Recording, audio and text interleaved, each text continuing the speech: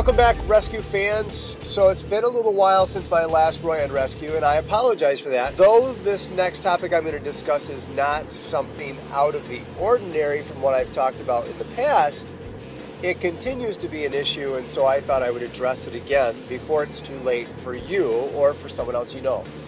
And that's on the topic driving in winter weather. There have been crashes after crashes after crashes. Now, I'm up Michigan. We have been really getting hammered with a lot of snow in the last, 4 days, 5 days.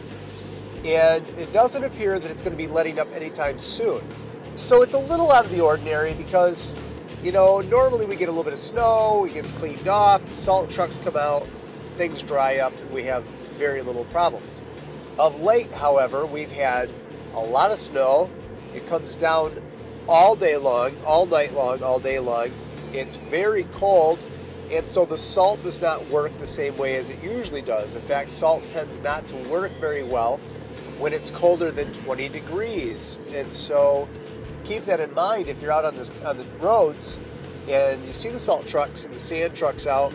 Better the sand trucks than the salt trucks. They're salting and scraping, and yet it still seems slippery. That is normal because, again, below 20 degrees, the salt doesn't work as well unless it's special chemical. So, a couple tips I wanted to share with you. Coming from the paramedic background, space is your friend, first and foremost. So, regardless of what mile per hour you're driving, whenever snow hits the ground, ice, slush, space between you and another vehicle is your friend. And so in many cases when we hear about these multi-car pileups, when we hear about people rear-ending other people, when we hear about people sliding through an intersection and then getting T-boned, it's because we did not think about how much space we were going to need between us and another vehicle in case we lost control. So keep that in mind as you think about what is something very simple that I can do to help protect myself and others when driving in bad weather. Another thing to remember is speed. Believe me, I understand when we're in a hurry and we're cutting it close, we don't have time for bad weather. And so we tend to try to make up for lost time any way we can by speeding up and getting to where we've got to go faster. And when the roads get icy, when they get slushy, that speed and the physics behind that cause our vehicles to operate obviously differently when you hit slush in the center line of the road. It works like a trough. You lose friction and grip, and the next thing you know, our vehicle is getting sucked either off the road to the side or it's getting sucked across the yellow line, double yellow line, into oncoming traffic. And that's where we begin to see a lot of problems. The other thing too is when we do get into an accident or we do go off the road, there's multiple things that we may or may not be ready for. Number one, is our vehicle topped off with gas so that if we slide off the road and there's no one out there to rescue us, or it's going to be a delayed amount of time for someone to come out and rescue, will I have enough fuel in my car to be able to sustain heat and be able to live until help arrives? Number two, am I dressed appropriately, or do I have backup clothing in my trunk that's able to warm me and my family if we go off the road or get stuck? We just heard about a family that out west that went off the road and they were able to build a fire. I look around my own vehicle right now. I have to say, I don't think I have a lighter in here. Do we have a lighter? Is it in the dashboard, in your glove box, somewhere where you can get a lighter and start a fire by gathering kindling wood and things like that to help keep you warm if you got stranded? Food and water, there's a lot of snow outside. It's not the cleanest usually, but if you really had to eat it or melt it and drink it for hydration, I think you're in pretty good shape. The food situation, you can go days and days without food. It's not pleasant. I've been getting a lot of people feeding back and saying, yeah, look, but if I have a protein bar in the car, it's going to get frozen. Okay, you know, that's up to you. I mean, it's nothing to throw a bag of trail mix, which has an enormously long shelf life, into your car, put it in your survival bag with extra clothing, some feet warmers, some hand warmers. You know, you can put them in your jacket, under your armpits. They last 2, 4, 6 hours at a time. They're relatively inexpensive. But if we don't do all that stuff, you still got to think about, well, how am I going to survive the short term, a few hours to a day? So last but not least, the other problem comes into a question that my own child had the other day, and that was, okay, so I get in an accident or I slide off the road. How do I stay safe while I'm waiting for help to arrive? And that is a very good question. We are trying to stay warm by staying in the vehicle. If the vehicle is well off the road, you're probably in fairly good shape. If it's in the road, obviously put on your 4-way blinkers if you still have light bulbs that will blink after the crash.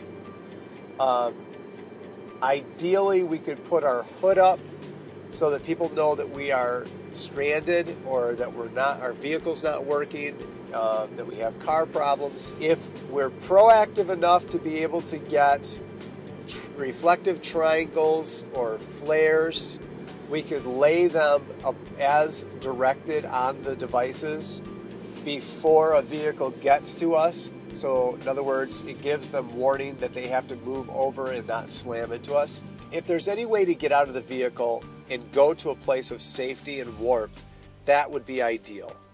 If you can't, keep your seatbelt on, keep your lights flashing, stay in the car, and say a prayer that nobody hits you.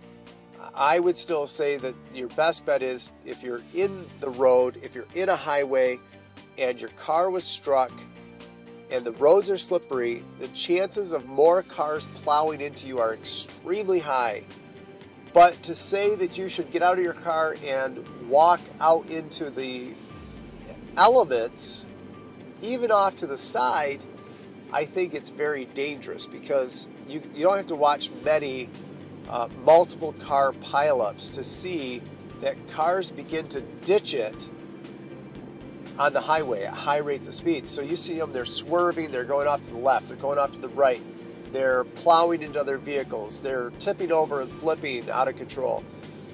I wouldn't want to stand there. It's very dangerous for professional rescuers and police officers to be on scene during that time. We like to have the superheroes, the big red pumping engines, the fire engines that block us. They form a barrier well enough ahead of where we're at so that if the car slides under control, hopefully they'll hit that vehicle and not us. But I've had some close calls out there.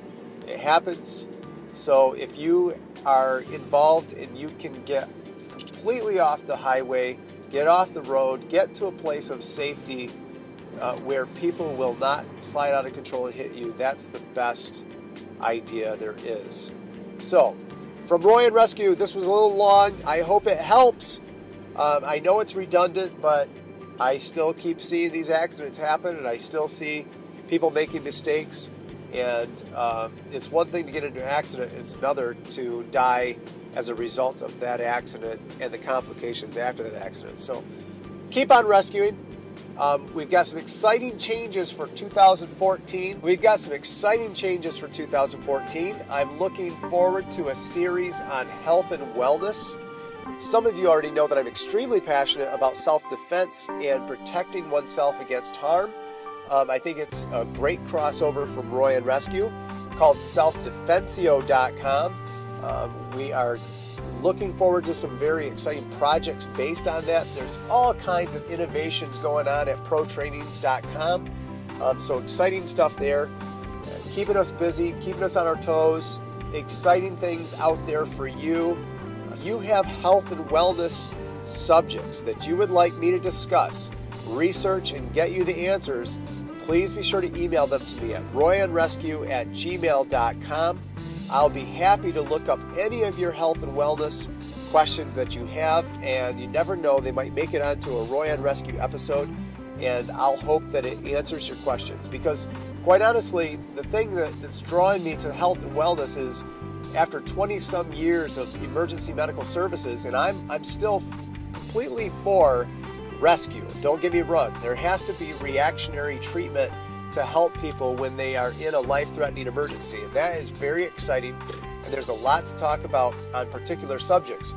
But in many cases, there are things that we can do that would help us never get into an emergency life and death situation in the first place. And that could be preventative, that could be about health and wellness, that could be about exercise, that could be about learning about new technologies that are out there. There's constantly new things coming all the time.